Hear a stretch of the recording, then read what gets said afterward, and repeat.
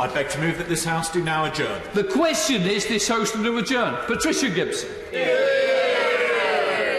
Thank you, Mr Speaker. Tonight I rise to remind the House that the claim of right for Scotland is a principle which recognises that the people of Scotland have the sovereign right to determine the form of government best suited to their needs. This is a right well established and was first set out in the Declaration of Arbroath in 1320 and most recently endorsed by the House in the Commons in July 2018, a debate which I was privileged and proud in which to speak.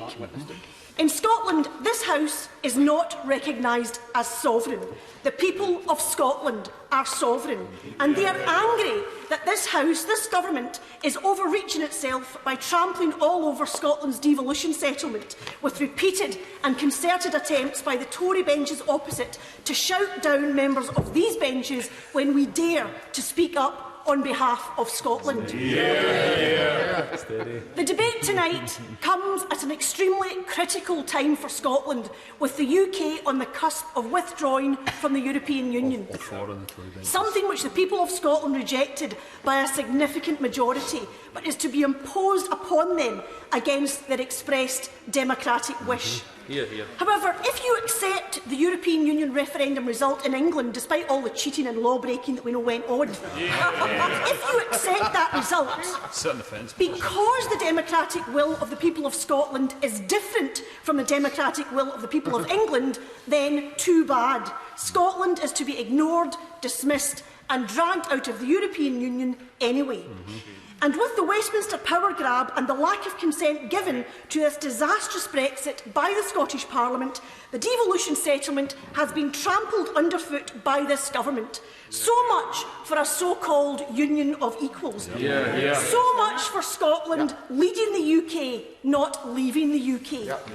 How can this be a union of equals when the democratically devolved legislatures in Scotland, Wales and Northern Ireland have all refused to consent to this Tory government's withdrawal agreement that will damage our jobs, it will damage our prosperity and our relationships with our European partners.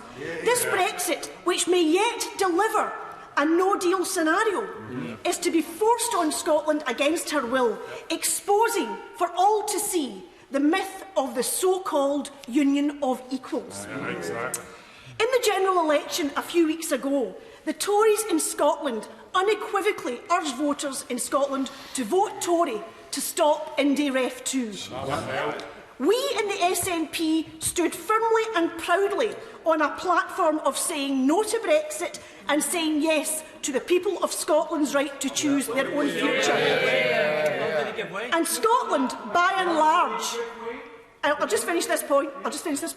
Scotland, by and large, did not vote Tory, but voted SNP in huge numbers. The SNP won 80% of the seats in Scotland, and yet this government still refuses to accept that the people of Scotland have made their choice. They want Scotland to have the right to choose its own future, because no one is better placed to make decisions for Scotland than the people who live in Scotland.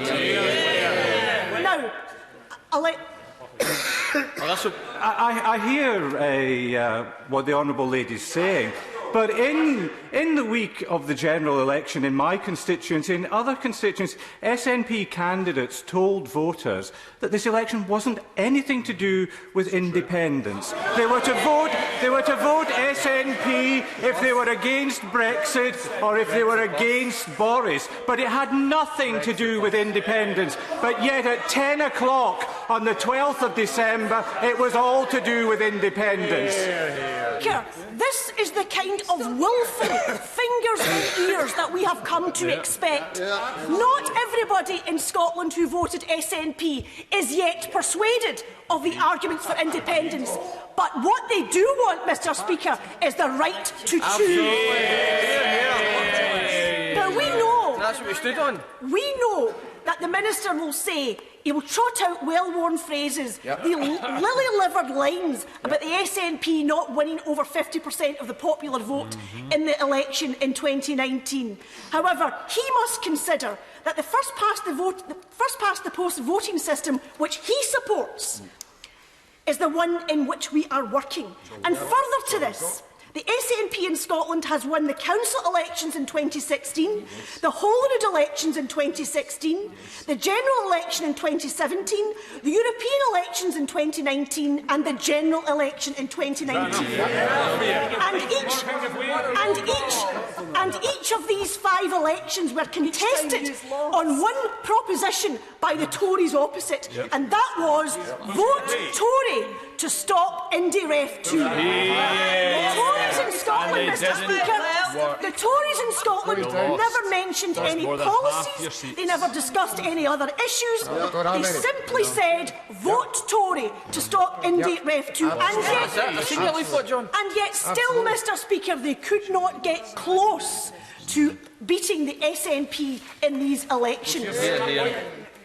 For anyone to deny the democratic right of Scotland to have a say over her own future path, to try to shift the goalposts on what winning an election actually means or what winning an election actually looks like is deluded.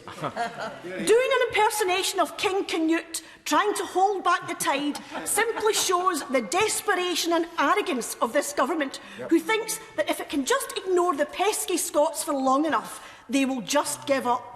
We will not give up. We in Scotland have a right. We have a right which we claim in no uncertain terms to choose our own future, and we will not be denied. And if I'll let Mr. Shannon.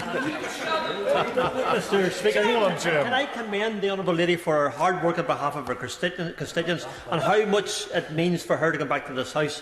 I have spoken to her beforehand and she understands what I'm going to say right now to her.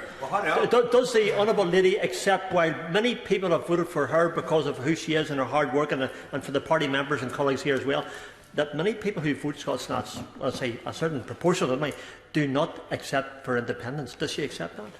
What I accept is the people who voted for the Scottish National Party want to have the debate and they want to have the choice, and that matters. It's our job to persuade them over the line. So the honourable gentleman for Strangford who comes into this with a degree of interest in it will not be aware that there are 3 Scottish Tory members sitting from Murray, from Dumfriesshire, Crystal and Tweeddale, and from Berwickshire, Roxburgh and Selkshire. Can the honourable lady say whether the majority has been up or down on the basis of their message to say no to IndyRef 2? Well, the honourable member for Glasgow East will know that I do not wish to intrude on private grief, but I have noticed, but I cannot help noticing, Mr Speaker, that each of the 3 Tory MPs from Scotland, each of them have rushed as though their behinds were on fire to leave the Holyrood and Scotland's Parliament to come to this House. And I have to question why that might be. And if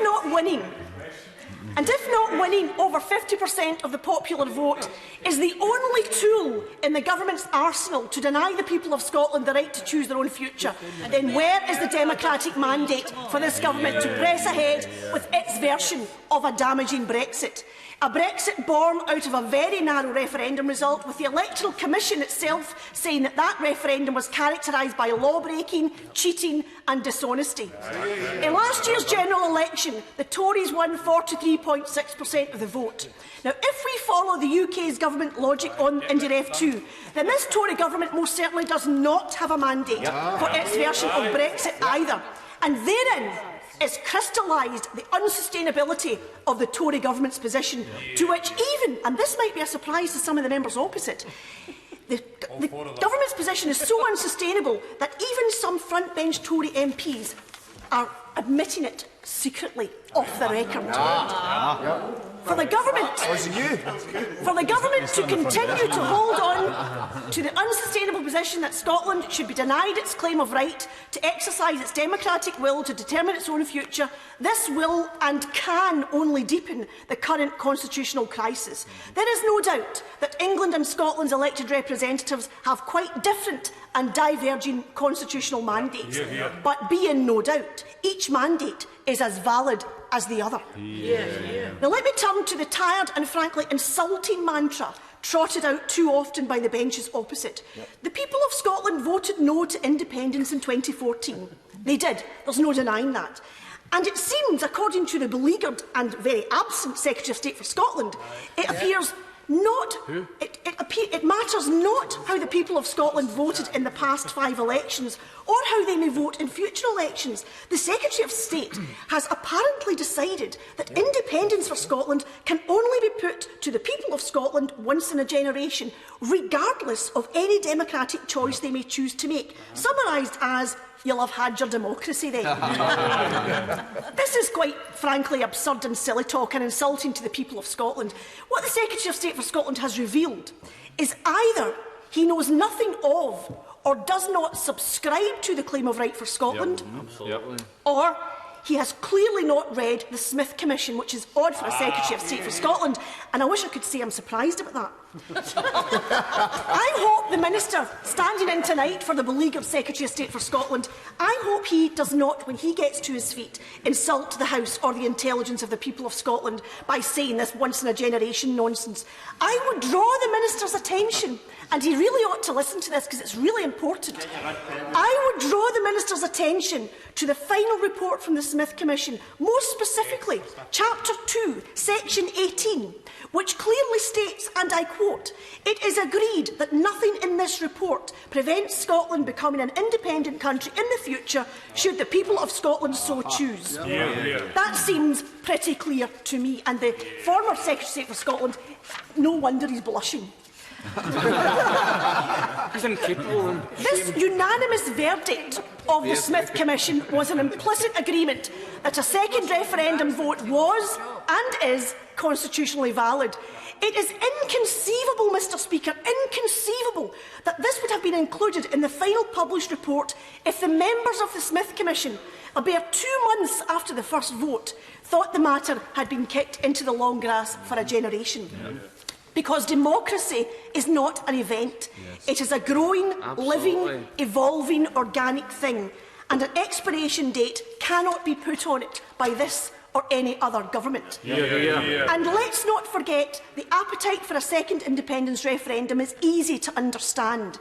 The people of Scotland voted no to independence in 2014 because they were fed lies, mistruths and fear. They were told that in order to remain in the EU they'd need to vote no. They were told that if they voted yes they'd lose their pensions. And I don't have time to go through all the broken promises and the lies. But this time, when the independence referendum comes, and come it will, Scotland will make a different choice. Because the people of Scotland will see through the snake oil salesmen and the spivs who perpetrated these lies last time round. The people of Scotland will say to people in the opposite benches, when the facts change, I change my mind. What do you do, sir? I urge the Minister to remember the words of the former Tory Prime Minister John Major. No nation can be held in a union against its will. The myth of the union of equals has been hopelessly exposed, and the people of Scotland realise that Scotland's future must be as an independent nation. And I urge this government to do the right thing and respect democracy. Every day of denial only feeds the fire of independence, and for a referendum on this issue, the momentum for which cannot be stayed. Now, I understand that the benches opposite, when they're full and even when they're empty, I understand that this government fears an independent Scotland building a more fair, more equal, more compassionate, more outward-looking country on their doorstep. But that's surely a matter for them. No Westminster government has the right to choose Scotland's path, and how dare it even try? And I will just end, Mr Speaker, by saying this government must prepare itself. Prepare yourselves for what is coming, because your arrogance, the arrogance of this government, its intransigence, its contempt for democracy, mean it shows that the UK is fatally disunited and is about to lose Scotland. A sovereign people will not be silenced. We will not go quietly. The clock is ticking and this union's time is up, and well this government knows it. Minister Douglas Ross. Thank you very much, Mr Speaker. And it's always a pleasure to come to this dispatch box to debate issues of importance to Scotland, and it's a huge privilege for me to do so. But I have to say, while I acknowledge the Honourable Lady's efforts to secure this debate tonight, a debate about the claim of right for Scotland did not come up much during the recent general election campaign that I fought in Murray. It wasn't the first issue out of people's lips when they were seeking to elect their representatives to this place. They didn't say that they wanted to have a debate and a discussion on constitutional matters yet again by the SNP. I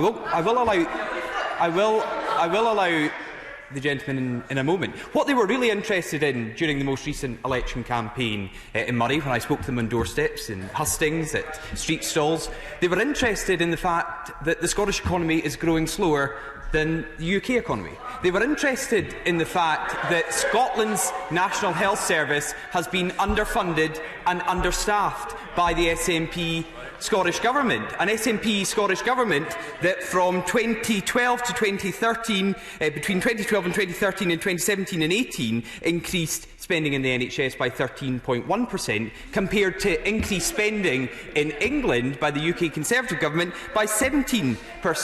That shows the difference being made in Scotland when the SNP do not prioritise services that local people rely on. And just a final one I wanted to mention at this stage, because I know, Mr Speaker, the SNP have been very clear just recently about how Parliament should respect all members, and indeed one of their MSPs said over the weekend that heckling and shouting was a form of discrimination. And I hope the SNP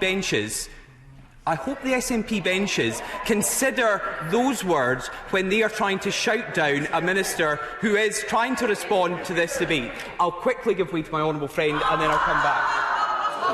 I'm very grateful to the Minister for giving way during his excellent response to the SNP speech.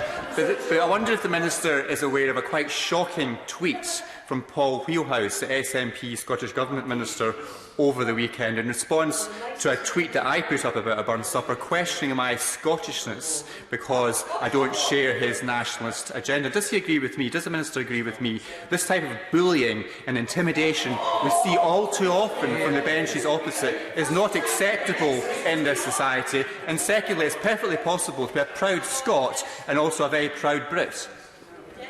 I absolutely agree with my honourable friend, and I have to say the mask is slipping from the SNP at the moment. They don't like it when their comments and their tweets are thrown back at them, but it was rather disgraceful, discourteous and, I believe, unbefitting of a Scottish Government SNP minister to tweet that a Scottish MP, someone who is as proud a Scot and as proud a Brit as I am, is any less Scottish because he doesn't support their plans for separation and the SNP's plans for independence. I will give way to the honourable gentleman because he tried to come in first.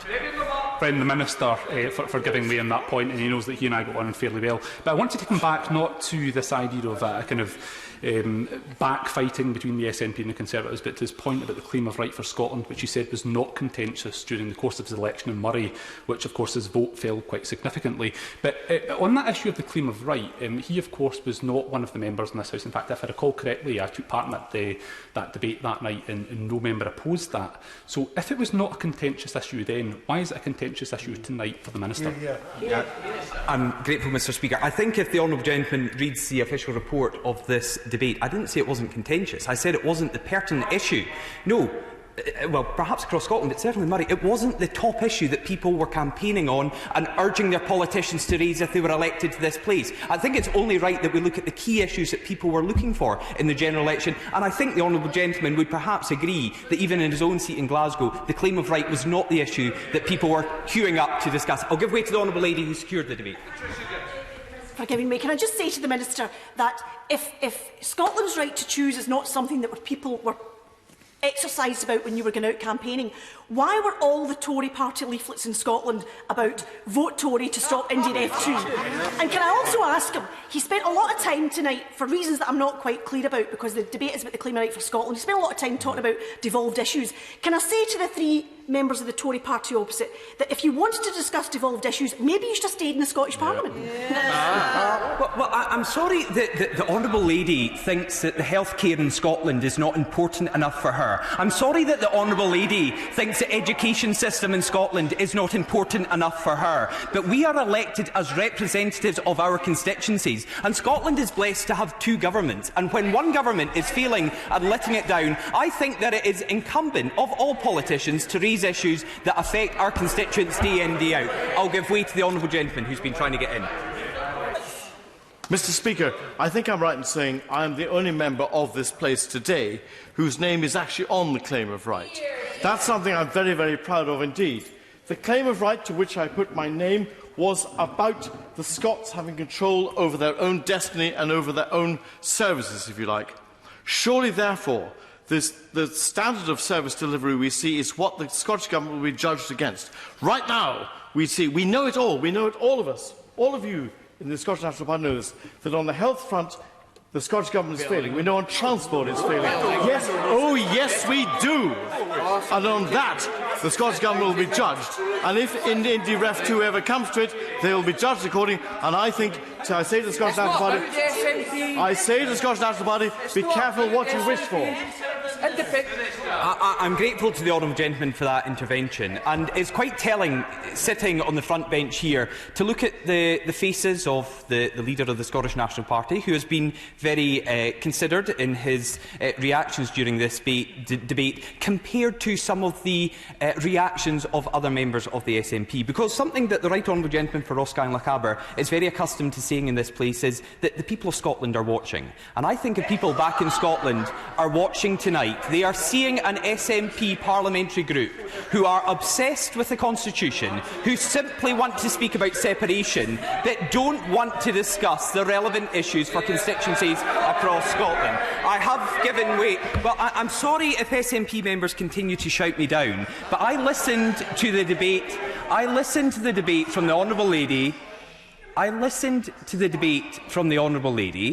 I believe with consideration, and I've taken on board a number of her points. And if I may come on to the points made by the Honourable Lady, well, she's shouting across, what about the leaflets? And that was one of the things I wanted to pick up on, because on leaflets, independence and separation never featured on a single SNP leaflet. They didn't want to tell people that the election was about that. And interestingly, from a number of SNP MPs who were returned here, and I'm looking particularly at the honourable gentleman for Angus because his letter was put out in the public domain, were actually writing to Labour supporters to say, vote for me this time. You may be a traditional Labour supporter, a strong unionist, but vote for me on this occasion, not to support separation and independence, but just to stop the Tories getting in. And I will give way to the honourable gentleman because he wrote that letter to Labour supporters. I thank the Minister for giving way, particularly as he brings me into this debate. Yes, indeed, we did write to non-SNP supporting members of the Angus electorate, and we did that elsewhere, I'm sure, in Scotland, and that was to invite them to, notwithstanding their views on the Constitution, to take a view on a more progressive way forward for the country of Scotland. And that's exactly the view that they took, and I'm pleased that we did that. Absolutely. Now, my honourable friend, who secured the debate, said very clearly in her excellent speech that not everybody in Scotland is persuaded of the case for independence, and there is not a single SNP MP on these benches who is not on that page. However, we will not be swayed from our priority to make sure that the case for independence is aired as clearly and as manifestly as possible. And will the Minister tell me, Mr Speaker, will he tell me the case that my honourable friend made, which was that devolution is not an event, it is a process? What will the Minister and his government do when they run out of concessions to make? Because it's independence. I'm grateful, Mr Speaker, that the honourable gentleman for Angus has confirmed in the House of Commons, it will be on the official record, that the SNP garnered votes at this most recent election on the pretence that it was nothing about independence, it wasn't supporting independence, and then yet less than a month later we're here discussing constitutional issues because it's all the SNP can bring forward. I do want to pick up on a number of the points that the honourable lady made during her speech. She spoke about the absent Secretary of State for Scotland. I'm just scanning around, I can't see the Shadow Secretary of State for Scotland anywhere in the chamber either. The honourable lady said the people of Scotland have made their choice. And I agree, the people of Scotland have made their choice in the same way the Right Honourable Gentleman for Ross-Scanlon-Cabra said at Prime Minister's questions last week. The people of Scotland said no. The people of Scotland said no in 2014. The Honourable Lady said, but that 2014 referendum on independence was won on the back of lies and mistruths. She said it was won on the back of lies and mistruths. I wonder if those lies and mistruths she's speaking about were the white paper which the SNP put forward. The white paper that promised us oil at $100 a barrel. The oil was going to pay for absolutely everything in Scotland. Well, we're really getting animated now, but if I can just try to finish my remarks. $100 a barrel, we were told, the Scottish economy would be based on. We were also told that it was a once-in-a-generation event.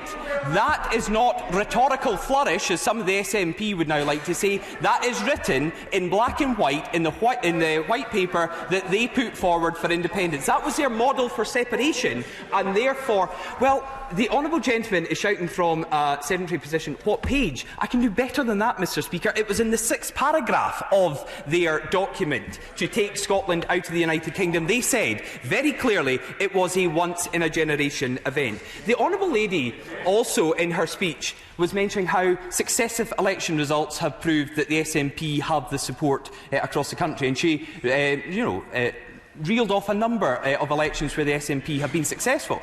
Well, the Honourable Gentleman for Airdrie and Shotts is saying every single one. Not recent council by-elections, because the final council by-election,